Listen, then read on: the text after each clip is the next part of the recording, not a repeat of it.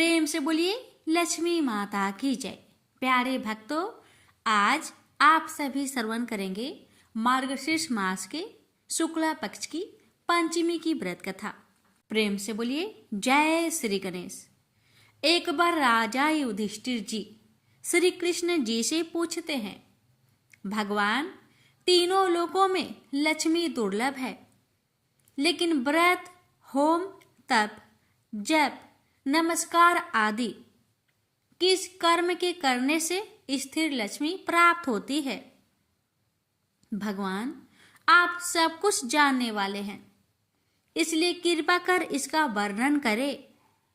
भगवान श्री कृष्ण कहते हैं, महाराज, कहा गया है कि प्राचीन काल में भृगु मुनि की ख्याति नामक स्त्री से लक्ष्मी जी का अभिभार्य हुआ है। भृगु जी ने विष्णु जी के साथ लक्ष्मी जी का विवाह कर दिया था। लक्ष्मी जी भी संसार के पति विष्णु जी को अपने वर रूप में पाकर अपने को कृतार्थ समझने लगी। इसके बाद वह अपने कृपा कटाक्ष से संपूर्ण जगत को आनंदित करने लगी। अब लक्ष्मी जी के प्रभाव से ही प्रजा में क्षेम व सुभिक्ष होने लगा। सभी उपद्रव शांत हो गए। ब्राह्मण हवन करने लगे। देवगण अवश्य भोजन प्राप्त करने लगे। राजा प्रसन्नता पूर्वक चारों वर्णों की रक्षा करने लगे।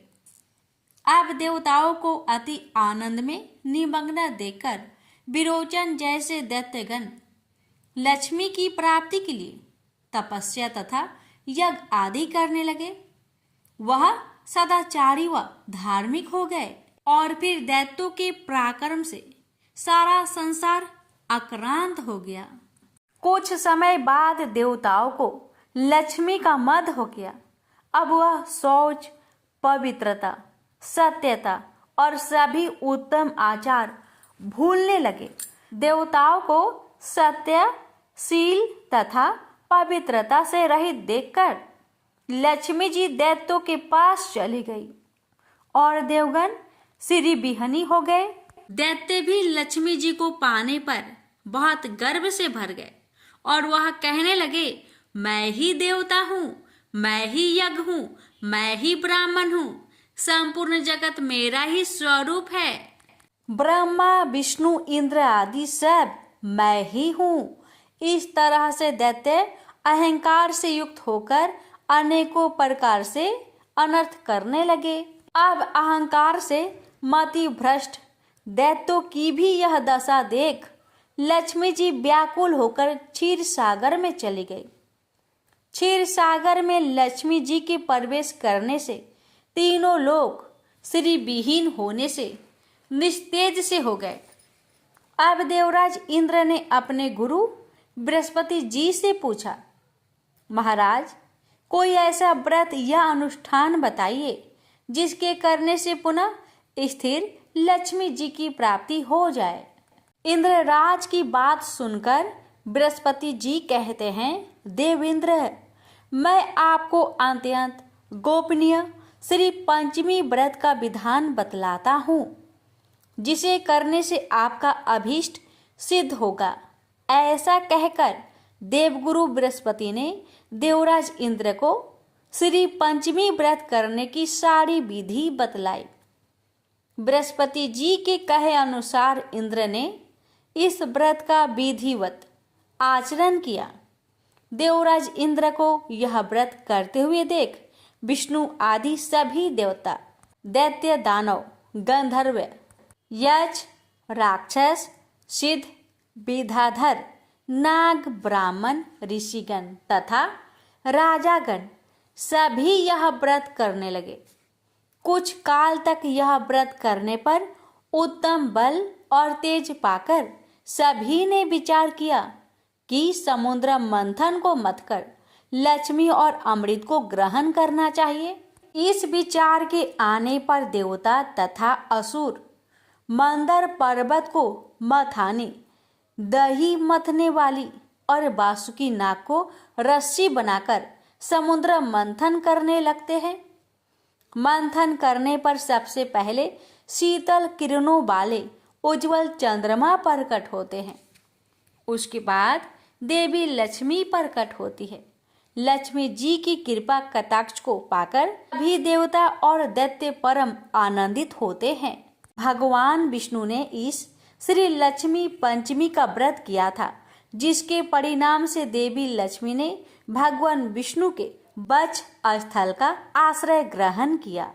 इंद्र ने भी इस व्रत को किया था, जिससे उन्हें त्रिभुवन का राज्य प्राप्त हुआ, लेकिन दैत्यों ने तामस भाव से इस व्रत को किया था, इसलिए ऐश्वर्य पाकर भी वे ऐश्वर्यहीन हो जाते हैं।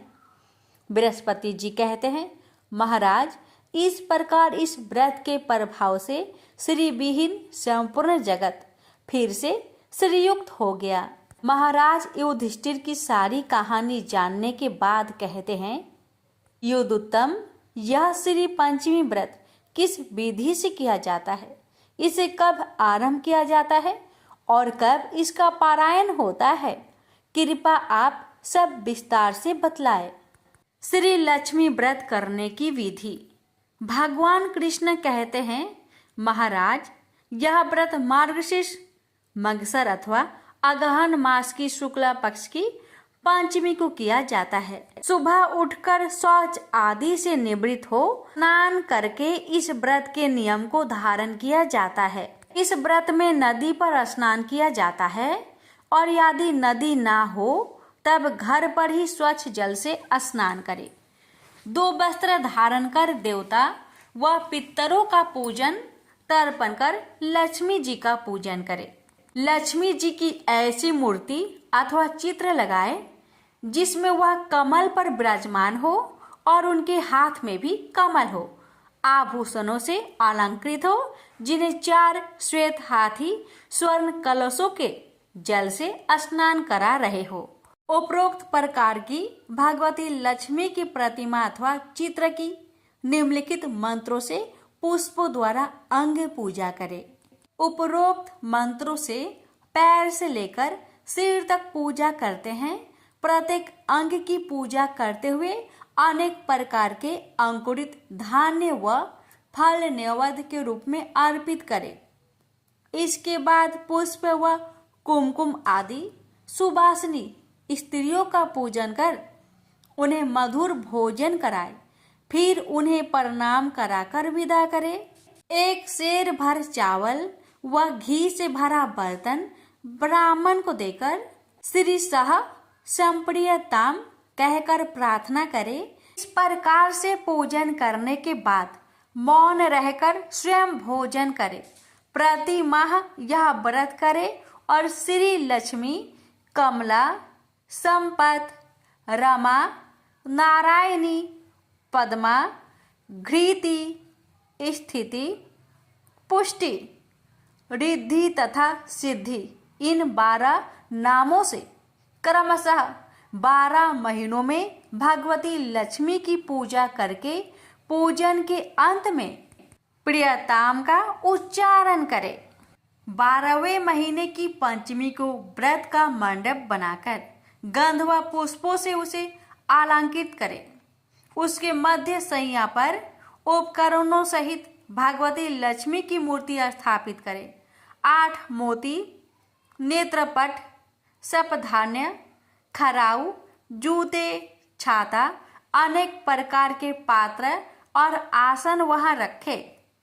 उसके बाद लक्ष्मी जी का पूजन करके वेद वेता और सदाचार ब्राह्मण को स्वत्वसा गौ सहित यह सारा सामान प्रदान करे।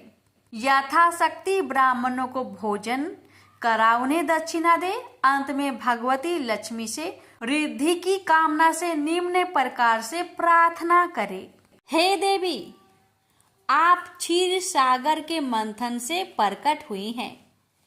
भगवान विष्णु का वक्ष स्थल आपका अधिष्ठान है। आप सभी कामनाओं को प्रदान करने वाली हैं, अतः मुझे भी आप रिद्धि प्रदान करें। आपको नमस्कार है। जो भी इस विधि से श्री पंचमी का व्रत करता है वह अपने 21 कुलों के साथ लक्ष्मी लोक में निवास करता है। जो सौभाग्यवती स्त्री इस व्रत को करती है वह सौभाग्य, रूप, संतान, धन संपन्न होती है तथा पति को प्रिय होती है। लक्ष्मी जी के नाम इस प्रकार है: लक्ष्मी, श्री, कमला, विद्या, माता, विष्णु प्रिया, सती, पद्महस्ता, पद्माक्षी, पद्मा सुंदरी, भूतेश्वरी, नित्या, सत्या, सर्वगता, शुभा, विष्णु पत्नी, महादेवी, क्षीरोदतनया, क्षीर सागर की कन्या, रमा, अनंत लोक नाभि, अनंत लोकों की उत्पत्ति का केंद्र स्थल, भूलीला, सर्व सुख प्रदा, रुक्मिणी, सर्व वेदवती, सरस्वती, गौरी, शांति, स्वाहा, स्वाधा, रति, नारायण, वरारोहा, श्री विष्णु की सुंदर पत्नी तथा विष्णु नृत्यानु पायनी, जो सदा श्री विष्णु जी के समीप रहती है, जो प्रातः काल उठकर इस संपूर्ण नामों का पाठ करता है, उसे अत्यधिक संपत्ति तथा विशुद्ध धन धान्य की प्राप्ति होती है। प्रेम से बोलिए लक्ष्मी माता की जय।